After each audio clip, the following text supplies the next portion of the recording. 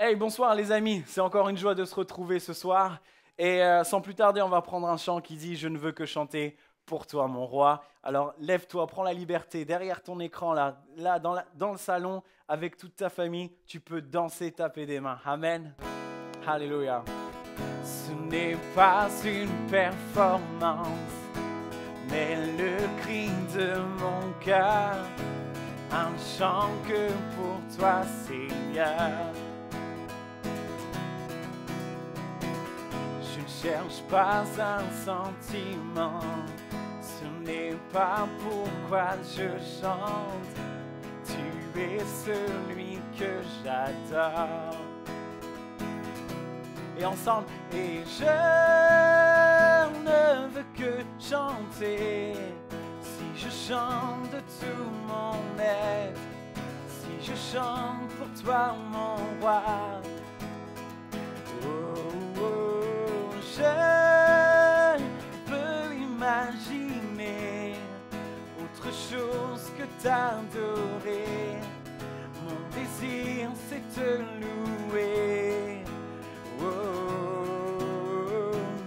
Tu ne cherches pas la perfection, mais toute mon attention, tout ce que j'ai t'appartient.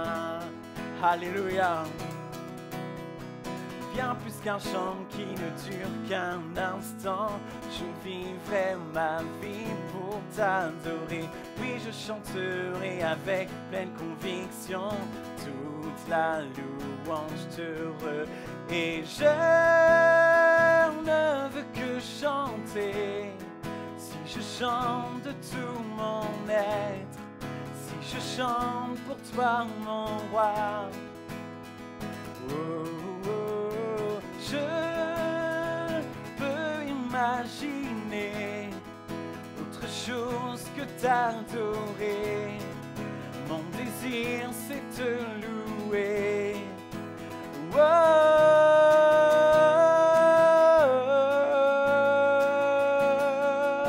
Mon désir, c'est te louer, Seigneur, ce soir. Alléluia. Un amour parfait. Alléluia.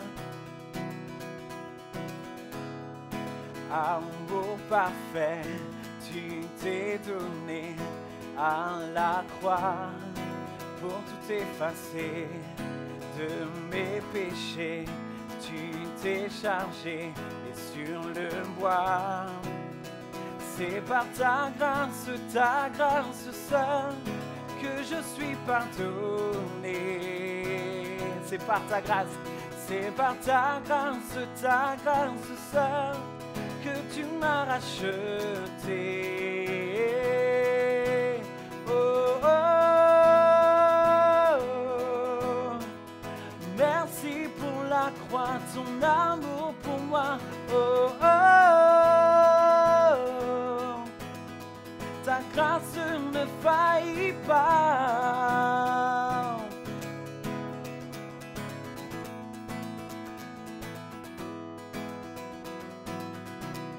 Rien ne pourrait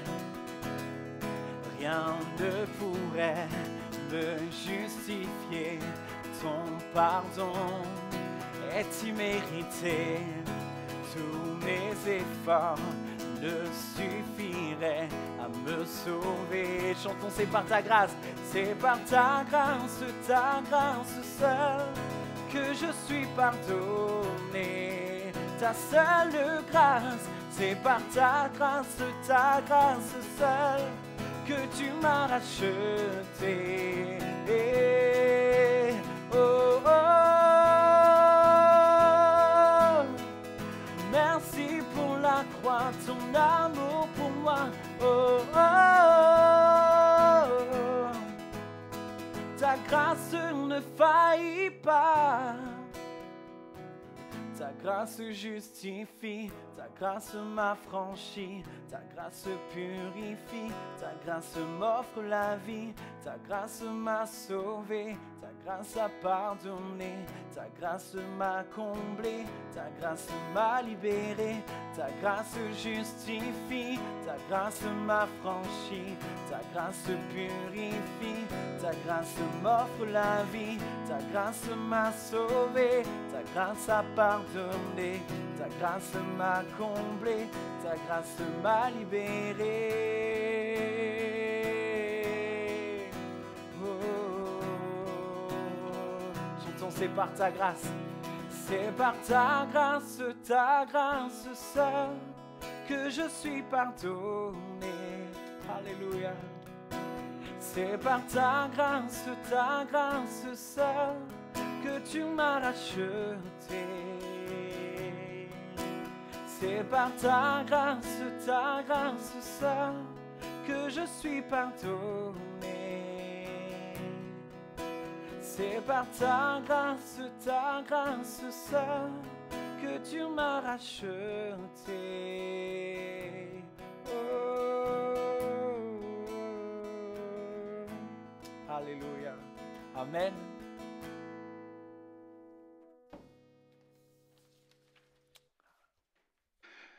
Gloire au Seigneur. Voilà, quelle joie de passer ces bons moments dans la présence de Dieu. Merci à Teddy qui nous a invités en famille à célébrer le Seigneur. Voilà une nouvelle série de réunions, Souffle Nouveau, pour vous encourager à chercher la face du Seigneur, à chercher la présence de Dieu. Ce Dieu qui désire nous rafraîchir, nous vivifier. Il est le Dieu qui ouvre des chemins dans le désert. On veut vous encourager à le croire. Il y a pour votre situation un chemin qu'il désire ouvrir dans le désert. Il y a des fleuves qu'il est capable de faire jaillir dans la solitude. Notre Dieu est tout-puissant et capable de l'accomplir. J'ai vraiment sur le cœur de vous lire ce passage magnifique qui se trouve dans le psaume 84. Et j'aimerais vous parler de ce sujet qui consiste dans ce pouvoir que Dieu nous donne, le pouvoir de transformer les situations. Psaume 84, versets 5 à 13. Vous pouvez prendre note du passage, le relire chez vous et puis prendre le temps de méditer sur le contenu des Saintes Écritures. Ce passage est magnifique. C'est un passage rempli de merveilleuses promesses. Surtout pour nous qui traversons cette pandémie, cette crise à l'échelle planétaire, nous avons besoin, plus que jamais, de reprendre place au pied du Seigneur, de replacer notre vie sur cette trajectoire qui nous conduit dans sa présence devant son trône. Psaume 84, verset 5, « Heureux ceux qui habitent ta maison ». C'est important que nous nous arrêtions sur ce verset 5 qui nous parle de la maison de Dieu. C'est d'ailleurs le contexte de tout ce chapitre. Regardez le verset 2, « Que tes demeures sont aimables ». Amen, les demeures de la présence de Dieu. Éternel des armées, mon âme soupire et languit après les parvis de l'Éternel. Mon cœur et ma chair poussent des cris vers le Dieu vivant. Le passereau même trouve une maison, et l'hirondelle un nid où elle dépose ses petits. Tes autels, Éternel des armées, mon roi et mon Dieu. Heureux ceux qui habitent ta maison. Ils peuvent te célébrer encore. Heureux ceux qui placent en toi leur appui. Ils trouvent dans leur cœur des chemins tout tracés. Ils trouvent leur destinée. Lorsqu'ils traversent la vallée de Baca, ils la transforment en un lieu plein de sources, et la pluie la couvre aussi de bénédictions. Leur force augmente pendant la marche, et ils se présentent devant Dieu à Sion.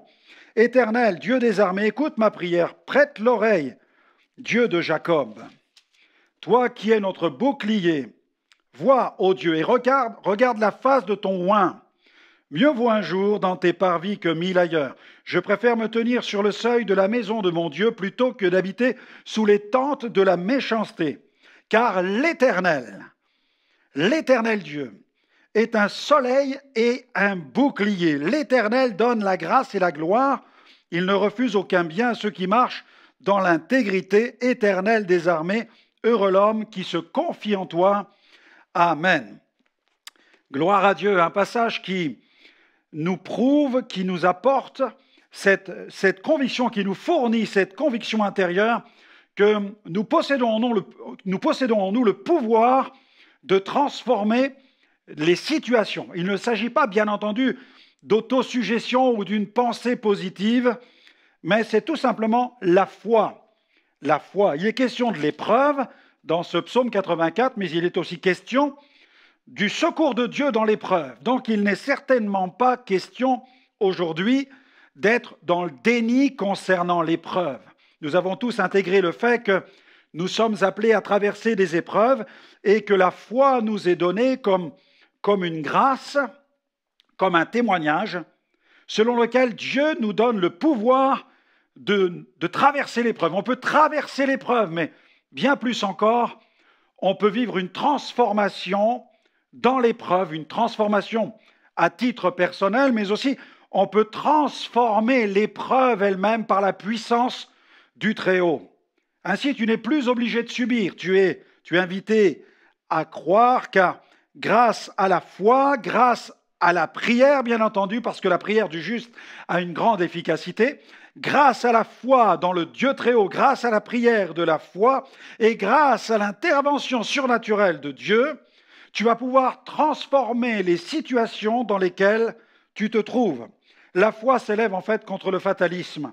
Nous avons ce merveilleux passage qui se trouve dans l'évangile de Matthieu, chapitre 17, verset 20, où Jésus déclare ceci. « Je vous le dis en vérité, si vous aviez de la foi comme un grain de sénévé, vous diriez à cette montagne, transporte-toi d'ici et là. Et elle se transporterait, rien ne vous serait impossible. Amen. » Ce psaume 84 est une illustration de cette parole magnifique de Jésus. En effet, ce psaume est une invitation, premièrement. Il nous invite. Lorsque nous lisons le psaume 84, nous y découvrons une invitation de Dieu. Dieu nous appelle, Dieu nous invite, Dieu désire que nous allions vers lui, Dieu désire que nous allions dans sa présence. C'est une invitation. Et puis, c'est une source magnifique de promesses et c'est un espace de révélation. C'est pourquoi plongez votre cœur dans la parole de Dieu. Passez du temps dans la parole de Dieu. Passez du temps à méditer les saintes écritures. Plongez votre cœur dans ce fleuve d'eau vive de la parole et il va vous désaltérer en vous communiquant la pensée de Dieu, la révélation dont vous avez besoin pour entrer dans les œuvres que Dieu a préparées d'avance pour vous. Jésus a déclaré aussi dans Jean 8, verset 34, « En vérité, je vous le dis, leur répliqua Jésus, il était dans une bataille verbale, dans une joute verbale avec des pharisiens. Et Jésus déclare, « Quiconque se livre au péché est esclave du péché. Or, l'esclave ne demeure pas toujours dans la maison. Le Fils y demeure toujours. Si donc le Fils vous affranchit, vous serez réellement libre. » Jésus parle de cet esclavage spirituel.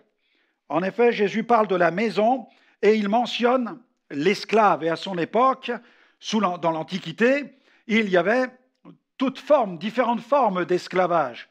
Et Dieu soit béni, Dieu libère de toute forme d'esclavage. Il est le Dieu qui a libéré même le peuple de Dieu, le peuple d'Israël qui était en esclavage.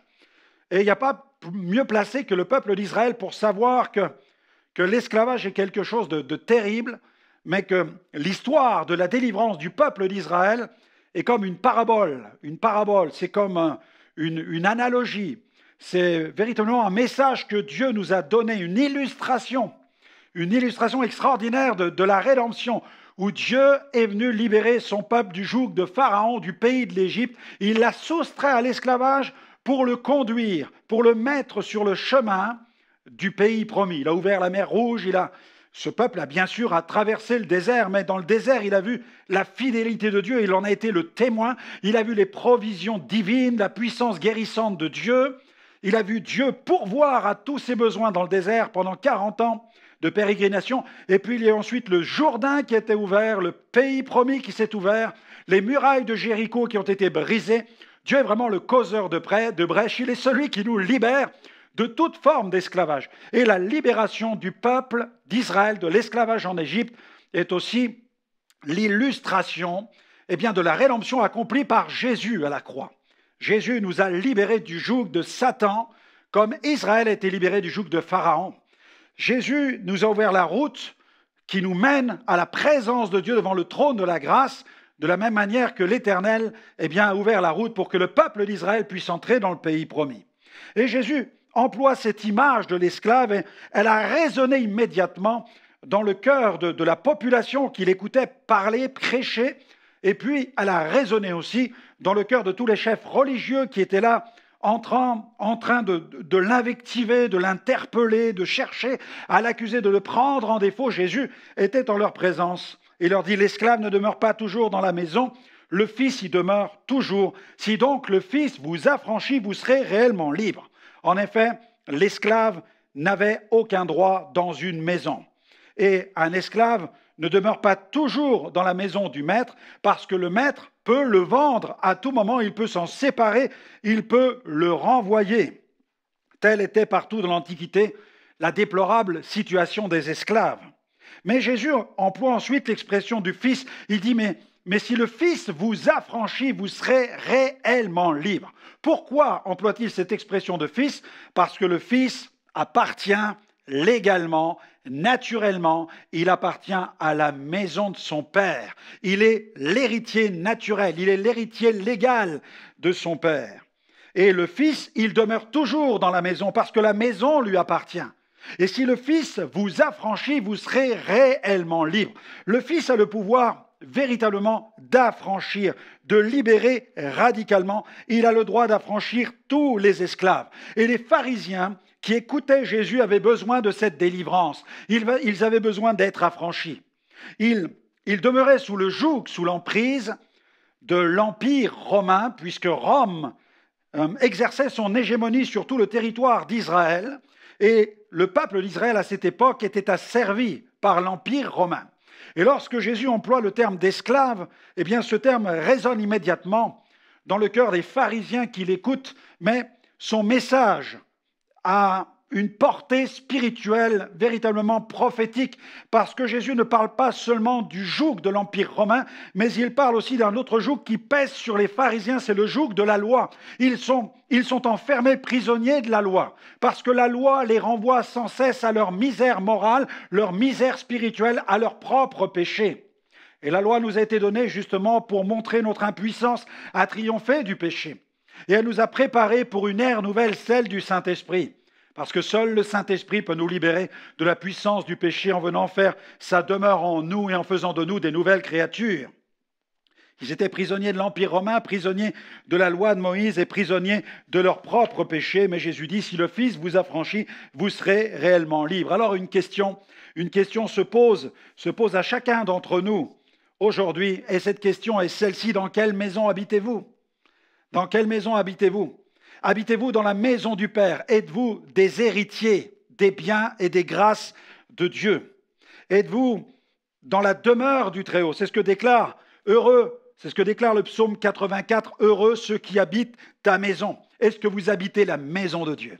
Est-ce que vous habitez la maison du Père? Ou plutôt, est-ce que vous habitez malheureusement la maison peut-être de la tradition, la maison d'une religion, la maison de rituels qui ne peuvent nous libérer et nous satisfaire?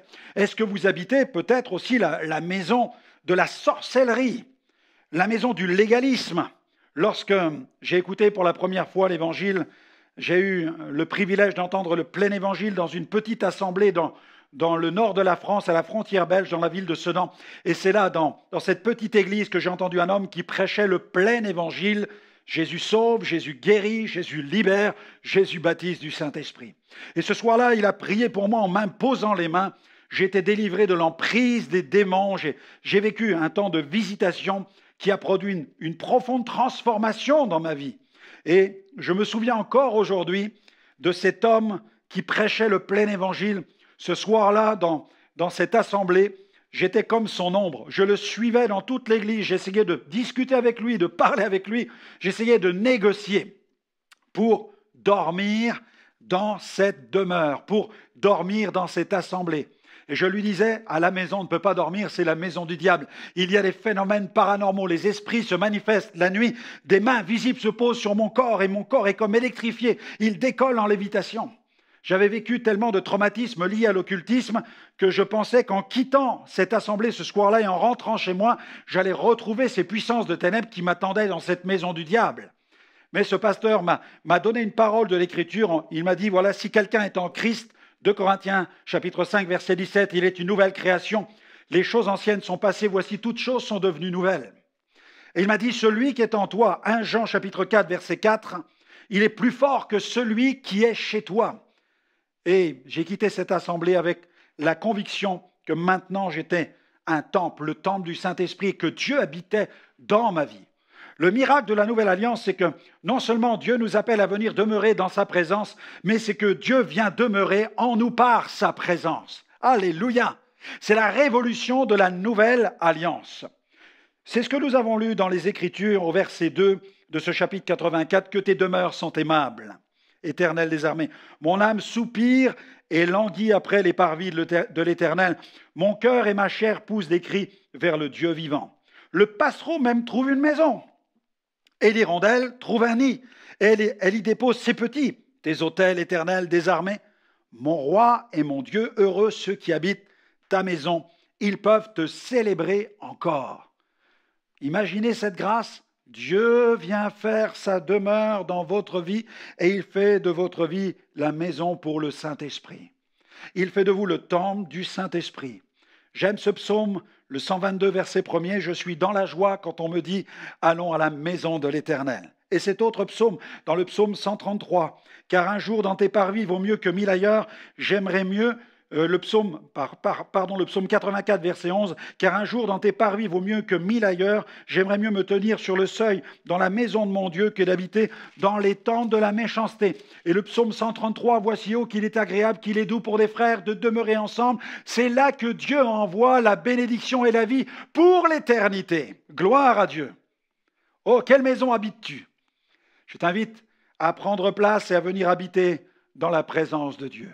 Pour cela, reconnais l'état de ton cœur, confesse ton péché, confesse tes péchés dans la présence de Dieu. C'est la grâce que Dieu nous permet de vivre dans sa présence. Le Dieu qui est saint accepte ceux qui viennent avec cette intention, l'intention de confesser, de reconnaître ses péchés, de les confesser, de les abandonner, de s'en détourner afin de prospérer sur le plan spirituel. Avouons nos transgressions dans la présence de Dieu. Le Saint-Esprit se fera l'immense plaisir de venir nous consoler et nous pourrons, par la foi dans le sacrifice de Jésus, vivre ce nettoyage spirituel intérieur, où nous sommes lavés par le sang du Christ de tous nos péchés.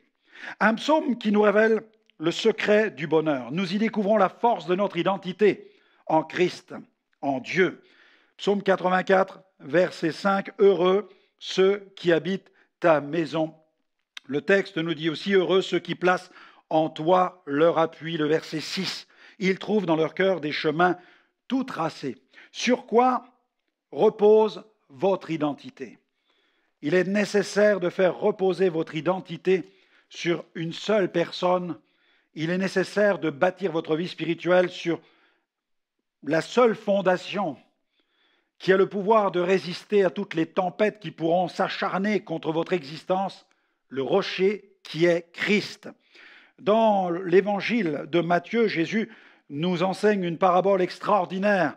Prenez note, Matthieu chapitre 7, verset 24, où Jésus dit « C'est pourquoi quiconque entend ces paroles que je dis et les met en pratique sera semblable à un homme prudent qui a bâti sa maison sur le roc. La pluie est tombée, les torrents sont venus, les vents ont soufflé, se sont jetés dans cette maison. Elle n'est point tombée parce qu'elle était fondée sur le roc. Mais quiconque entend ces paroles que je dis, ne les met pas en pratique, sera semblable à un homme insensé qui a bâti sa maison sur le sable. La pluie est tombée, les torrents sont venus, les vents ont soufflé, ont battu cette maison. Elle est tombée, sa ruine a été grande. » Alors que Jésus eut achevé ses discours, la foule fut frappée de sa doctrine, car il enseignait comme ayant autorité, non pas comme les scribes. Amen. Voilà la force. Le secret du bonheur, c'est la force de notre identité. Le secret du bonheur de celui qui déclare être un chrétien ou un enfant de Dieu se trouve dans l'identité qu'il va vivre dans le Christ et qu'il va développer dans le Christ. Si tu fondes ta vie sur le Christ, ton identité sera validée par Dieu. Dieu va regarder ta vie et il va voir cette vie qui s'appuie, qui prend tout son sens, toute sa force, tout son appui sur le rocher qui est Jésus. Ils trouvent dans leur cœur des chemins tout tracés. Beaucoup s'interrogent, qu'ils soient chrétiens ou pas, eh bien sur le sens de leur vie, sur les choix qu'ils doivent faire, sur les plans de carrière, sur les options financières, sur la direction, la direction dans le domaine des études. On se pose tellement de questions sur la filière scolaire qu'il va falloir suivre. Mais Romains chapitre 8, verset 14, Paul nous fait cette déclaration. Ceux qui sont fils de Dieu sont conduits par l'Esprit de Dieu. Le Fils, lorsqu'il vient dans notre vie, le Fils de Dieu, il nous libère, il nous affranchit et nous devenons co-héritiers de Christ. Nous sommes associés à cet héritage de la présence de Dieu et de la maison de Dieu. Nous pouvons vivre dans la maison de Dieu. Et le Saint-Esprit vient faire sa demeure en nous. Et parce que nous sommes fils, nous avons part à l'héritage des saints dans la lumière. Alléluia, Dieu soit béni. Et Dieu arrose notre existence. Et comme nous sommes fils, nous sommes alors conduits par l'Esprit de Dieu parce que nous habitons la maison de Dieu. Où habites-tu? Es-tu un fils de Dieu? Es-tu une fille de Dieu? Es-tu une fille de la maison? Un fils de la maison? Es-tu un héritier? Es-tu une héritière du Dieu très haut? Il est nécessaire que ta vie repose pleinement sur le rocher qui est Jésus. Dieu soit loué. Tu pourras vivre alors le miracle de la transformation, puisque tu vas traverser, comme tout à chacun, tu vas traverser des vallées d'épreuves, des vallées de difficultés, et comme ici la vallée de Baca, littéralement, en hébreu, il s'agit de la vallée des larmes, de la vallée de la tristesse, de la vallée de la souffrance, la vallée des pleurs. Nous traversons de telles vallées en tant qu'enfants de Dieu. La pandémie, elle pèse sur tout le monde sur la planète. Tout le monde traverse la même crise, mais nous pouvons la traverser différemment. Nous sommes tous sous le même ciel, mais nous voyons des horizons différents. Deux enfants peuvent naître dans la même maison, même deux jumeaux. Et ces deux jumeaux qui habitent la même maison, quand ils regardent par la fenêtre, ils voient le même ciel, mais ils n'aperçoivent pas forcément le même horizon. Dans la vie, c'est la même chose. On peut vivre sous le même ciel, mais ne pas apercevoir le même horizon. Et avec la foi, notre horizon est différent parce que nous avons cette perspective d'un horizon qui va se dégager. Vous vous souvenez de cette histoire, certainement dans l'Ancien Testament, où le prophète demande à son serviteur d'aller d'aller observer le ciel parce qu'il voit le nuage approcher. C'est la famine dans le pays parce que la pluie ne tombe plus sur la terre. Les plaines sont désertiques, la population souffre la faim. Mais le prophète se tient dans la présence de Dieu, il se tient à genoux dans la présence de Dieu. Et alors qu'il prie dans l'esprit, il voit la pluie venir. Alors il envoie son serviteur, il l'envoie jusqu'à 7 fois. Mais à chaque fois, le serviteur revient, il n'aperçoit rien. Mais dans l'esprit, le prophète voit que Dieu va arroser la terre et que la moisson va venir. Dieu voit une nouvelle saison. Alléluia. Et l'enfant de Dieu qui vit dans la foi est capable de voir un autre horizon. Il y a la pandémie, mais nous voyons l'après-pandémie. Il y a la crise, mais dans la crise, nous voyons le ciel. Nous sommes au-dessus des nuages, comme l'avion qui décolle lorsqu'il y a des orages au-dessus d'un aéroport. Il m'est souvent arrivé de décoller en période d'orage, en période de pluie. Et nous traversons ce manteau épais, nuageux. Et dès que nous sommes au-dessus, tout à coup, le ciel est magnifique, le soleil est éclatant. C'est ce que nous lisons dans ce passage. Toi qui es notre bouclier, vois, ô Dieu, et regarde la face de ton oint. Alléluia. Car l'Éternel Dieu est un soleil, l'Éternel Dieu est un bouclier. Lorsqu'il traverse la vallée de Baca, lorsqu'il traverse la vallée des pleurs, alors il la transforme. Le texte dit, il la transforme. C'est une révélation pour toi aujourd'hui. Parce que le texte aurait pu dire, et Dieu aurait pu écrire, Dieu transforme. Mais non, il est écrit, il la transforme. Tu vas transformer la situation. Je ne suis pas en train de dire que tu vas faire partir la pandémie ou le virus, non. Mais tu vas transformer ta situation. Tu vas traverser cette situation d'une nouvelle manière. Non plus en la subissant, non plus en souffrant, mais tu vas la traverser en croyant et en espérant et en voyant et en étant le témoin de la manifestation de la gloire de Dieu dans ta situation. Et pourquoi tu vas trouver cette énergie ? Eh bien parce que tu désires aller te présenter devant Dieu. Le texte nous dit, leur force augmente pendant la marche. Combien de chrétiens aujourd'hui sont terrassés, sont en déshérence totale? Ils ont l'impression que Dieu les a abandonnés. Ils se demandent où est Dieu. Ils ont entendu des messages sur la foi, des messages sur le miracle, des messages sur le surnaturel. Et ils pensaient que l'épreuve ne pouvait jamais les atteindre. Ils pensaient que la vie serait pour toujours un long fleuve tranquille, pavé de grâce, de miracles et de bénédictions. Mais ce n'est pas ce que déclarent les Écritures. Non, lorsqu'ils traversent la vallée de Baca, nous traversons la vallée de Baca, et dans la vallée de Baca, nous sommes dans l'épreuve. Mais parce que notre vision, c'est la maison de Dieu, parce que notre vision, c'est la présence de Dieu, notre force va augmenter pendant la marche. Il se présente devant Dieu à Sion. Notre marche avec Dieu est une source immense d'énergie. Plus je m'approche de Dieu, la Bible dit, plus Dieu s'approche de moi. Et parce que Dieu s'approche de moi, il me transforme par sa présence, il me transforme par sa parole, il me transforme par l'action surnaturelle de son esprit. Il éclaire mon âme, il illumine ma vie intérieure. Il y a là la puissance de la prière. Oui, se présenter devant Dieu avec cette force qui nous donne de marcher, d'avancer. Et le psalmiste écrit, Éternel, Dieu des armées, écoute ma prière, prête l'oreille.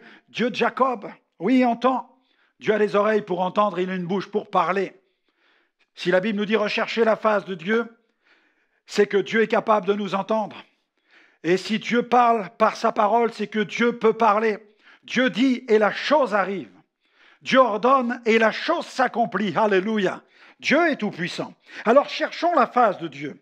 Toi qui es notre bouclier, vois, ô Dieu, et regarde la face de ton oint. Regarde la face de ton oint. Nous imaginons David qui est comme un oint, tous ses serviteurs qui étaient comme des oints devant Dieu, qui étaient des psalmistes, qui étaient des chantres, des adorateurs. Ils étaient établis dans des fonctions pour voir la gloire de Dieu. Nous avons ici ce psaume au chef des chantres, des fils de Corée, les psalmistes qui se présentent devant Dieu, et ils ont été établis pour se tenir devant Dieu. Et en Christ, nous devenons un royaume et des sacrificateurs pour le Dieu très haut. C'est notre identité. Parce que nous avons cette identité, la Bible dit qu'en Christ, nous recevons l'onction du Saint-Esprit. L'apôtre Jean l'a écrit. L'onction du Saint-Esprit sera en vous. Elle vous enseigne toutes choses. Jésus a dit dans Acte 1:8, elle sera sur vous. Elle va vous donner la puissance. Nous sommes moins en Jésus-Christ. Nous avons l'onction en Jésus. Dans le Christ, il y a une onction. Les chrétiens sont des petits Christ. Christianos dans le grec. Ils ont cette huile qui a coulé sur eux. Ils ont l'huile du Messie. Le Christ, le Messie est celui qui a promis de nous baptiser dans le Saint-Esprit, de nous plonger dans cette huile, dans l'huile du Christ. Alléluia. Et il a dit, je vous baptiserai du Saint-Esprit et de feu. Nous avons cette huile qui est venue sur nous. Dieu soit béni pour l'onction du Saint-Esprit sur l'enfant de Dieu. Regarde la face de ton oint. Regarde la face de tous ceux qui constituent ce royaume de sacrificateurs, Seigneur. Regarde leur cœur. Il s'est tenu devant l'Éternel. Il s'est tenu devant la face de Dieu. Et il dit, regarde la face de ton oint. Regarde mes larmes, regarde mes douleurs, regarde mon épreuve, regarde mes souffrances, regarde la situation dans laquelle je me trouve. J'ai eu la force de venir jusqu'à toi parce que ton esprit m'a donné la force de m'approcher de toi. La force a augmenté pendant la marche parce que je n'avais qu'une seule vision, celle d'atteindre Sion, le siège même de la présence de Dieu. Oh, Dieu soit béni. La parole de Dieu déclare qu'il y a le trône de la grâce et que nous pouvons nous approcher du Père. Nous pouvons nous approcher du trône de la grâce pour être secourus dans tous nos besoins. Alléluia, Dieu soit béni. Et lorsque nous nous présentons devant le trône de la grâce, nous venons avec nos souffrances, avec nos blessures, avec nos frustrations, avec nos incompréhensions, peut-être avec nos peines, avec nos chagrins, avec le deuil d'amis chers, de membres de notre famille que nous avons perdus, peut-être victimes aussi de cette pandémie, de croyants que nous avons connus et qui sont entrés dans la patrie céleste, et nous nous présentons devant Dieu avec nos larmes parce que nous avons traversé la vallée de Baca, mais parce que nous nous approchons du Père et que le soleil de justice brille sur nos âmes. Alors ce soleil illumine nos cœurs. Et en même temps, ce soleil qui brille sur nous, c'est notre meilleure protection. L'Éternel Dieu est un soleil et un bouclier lorsque deux armées font face à face. Celle qui fait face au soleil, c'est celle qui sera dans le plus grand danger parce qu'elle aura les plus grandes difficultés à percevoir les mouvements de l'armée qui vient en face. Lorsque nos ennemis cherchent à nous atteindre et que le soleil de justice brille sur nos âmes, alors nous reflétons la gloire de Dieu et l'ennemi de nos âmes doit reculer parce que nous avons reçu l'autorité contre lui. Oui, je me présente devant l'Éternel pour qu'il regarde mon cœur, l'état de mon âme. Il est mon bouclier, il est le soleil de justice, il est mon remède, il est ma protection. Alors je terminerai par là, ce soir. Quelle atmosphère poursuis-tu? Nous lisons au verset 11 de ce chapitre. « Mieux vaut un jour dans tes parvis que 1000 ailleurs. Je préfère me tenir sur le seuil de la maison de mon Dieu. plutôt que d'habiter sous les tentes de la méchanceté. Car l'Éternel Dieu est un soleil et un bouclier. L'Éternel donne la grâce et la gloire. Il ne refuse aucun bien à ceux qui marchent dans l'intégrité. Éternel des armées, heureux l'homme qui se confie en toi. Confie-toi en lui aujourd'hui. Marche dans l'intégrité. Tourne le dos au péché. Tourne-toi vers la croix où Christ a donné sa vie pour tes péchés. Saisis par la foi le sang qui a coulé pour te laver de toute souillure. Reçois le Saint-Esprit pour que ta vie soit transformée. Ne viens pas seulement pour que tes péchés soient lavés. Ne viens pas seulement vers Dieu pour qu'il règle toutes tes dettes et toutes tes factures. Mais viens vers Dieu pour lui consacrer ta vie, pour lui abandonner ta vie. Psaume 46, versets 4 à 5. Il est un fleuve dont les courants réjouissent la cité de Dieu. Le sanctuaire des demeures du Très-Haut, Dieu est au milieu d'elle. Elle n'est point ébranlée, cette demeure-là. Dieu la secourt dès l'aube du matin. Alléluia, à Dieu soit la gloire. Dieu la secourt dès l'aube du matin. Les courants qui réjouissent la cité de Dieu. Et en t'approchant de Dieu et en permettant au Saint-Esprit de venir résider en toi, alors Dieu va faire jaillir. Jésus l'a dit, celui qui croit en moi, des fleuves d'eau vive jailliront de son sein. Des fleuves, des fleuves, des fleuves. Il est question de courants qui réjouissent la cité de Dieu, des courants qui réjouissent l'Église de Jésus. Des courants de louange, des courants de sainteté, des courants de foi, des courants de compassion. Les courants du surnaturel vont réjouir ton existence. Dieu soit béni. Tu vas demeurer dans la présence de Dieu et la présence de Dieu va demeurer en toi. Et lorsqu'il te faudra quitter ce monde, alors tu entreras dans la présence éternelle de Dieu dans le ciel. Alléluia. J'aimerais terminer par la prière et demander à Dieu qu'il vienne maintenant dans ta vie accomplir ce règne et te donner cette puissance qui va te permettre de transformer les situations de crise que tu es actuellement en train de traverser. Oh Seigneur, étends tes mains sur tous les auditeurs, sur tous les téléspectateurs, étends tes mains sur tous ceux qui m'écoutent ce soir afin que ta puissance, afin que ta parole vienne les guérir, les restaurer, manifeste ta gloire dans leur vie, Seigneur, afin qu'ils s'approchent de toi. Tu peux lui dire maintenant, viens dans ma vie, Seigneur, viens dans ma vie, règne en moi, donne-moi de vivre une vie chrétienne authentique, une vie chrétienne vraiment d'intimité avec toi, Père céleste, une vie de foi dans le Fils, une vie de relation avec le Saint-Esprit. Donne-moi, Seigneur, de vivre dans cette intimité profonde avec le Dieu vivant. Je veux vivre dans cette intimité profonde avec toi. Et viens dans mon foyer, dans ma maison, viens dans ma famille, apporter ce courant de transformation. Viens transformer la maison de Baca, peut-être la maison des pleurs, la maison du deuil, la maison de la querelle, la maison de la dispute, la maison de la misère morale. Viens la transformer par ta présence. Viens demeurer en moi, viens demeurer chez moi, viens demeurer dans ma famille, dans mon foyer, afin que ma famille connaisse la grâce transformatrice que procure l'Évangile. Au nom de Jésus, Amen. Amen. Gloire au Seigneur. Voilà, que Dieu vous bénisse. Je suis sûr que ce que Dieu a commencé, comme l'Écriture le déclare, Dieu l'achèvera. Alors, on ne se quitte pas encore. On va écouter Teddy qui continue à interpréter, à célébrer, adorer Dieu avec lui surtout. Et puis, nos conférences continuent. Vous aurez l'occasion, dans la prochaine réunion, d'écouter notre ami David Davo qui a reçu une parole tout à fait spéciale pour vous. Venez l'écouter et soyez rafraîchis par le ministère de la parole et l'action du Saint-Esprit. À très vite.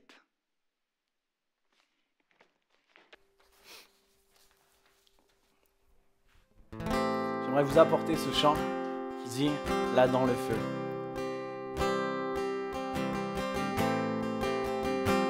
Que tu puisses savoir que ton Dieu était, est et sera toujours avec toi.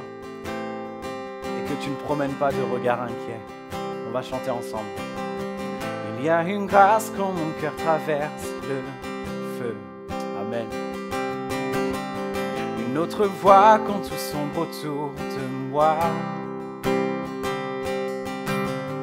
Et quand je pense à la différence entre qui j'étais et qui je deviens, je sais que je ne serai jamais seul. Il était avec moi dans le feu, là à mes côtés.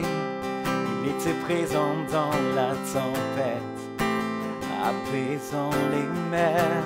Et m'arrive un jour d'oublier le prix payé pour moi, il y a la croix qui porte le poids d'un sauveur mort à ma place.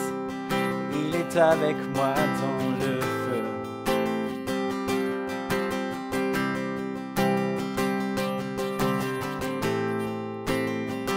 Chantons toute ma dette acquittée, à tout jamais. Toute ma dette acquittée, oui, à tout jamais. Le péché n'a plus aucun pouvoir sur ma vie. Alléluia. Et s'il m'arrivait de retomber entre qui j'étais et qui je deviens, combien même je ne céderai pas à ce monde. Car je sais que je ne serai jamais seul. Il est avec moi dans le feu, là à mes côtés. Il est présent dans la tempête, apaisant les mers. Et s'il m'arrive un jour d'oublier la puissance de sa grâce, il y a un tombeau qui est bien vide, et cette puissance vit en moi. Il est avec moi dans le feu. Oh, il est avec moi dans le feu. Oh,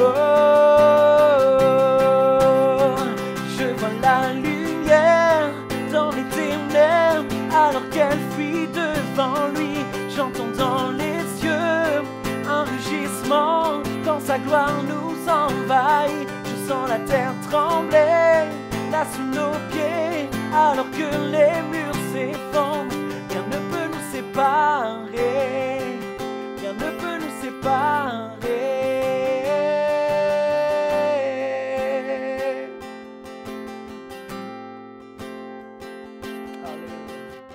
Il n'y a aucun autre nom comme le nom de Jésus.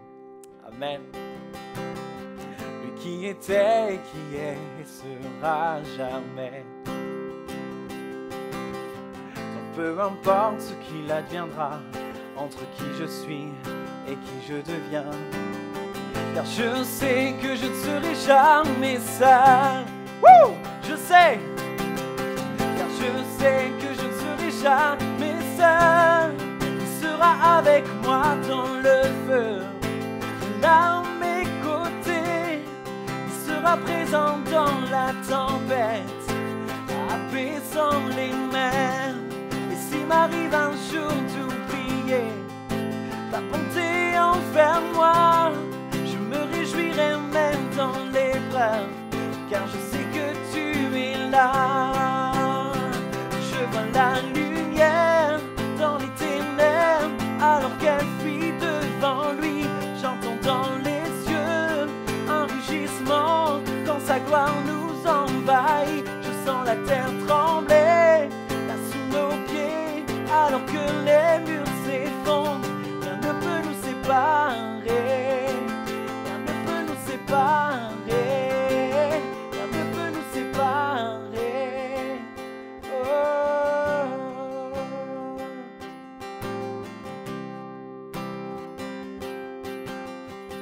Alléluia. Amen.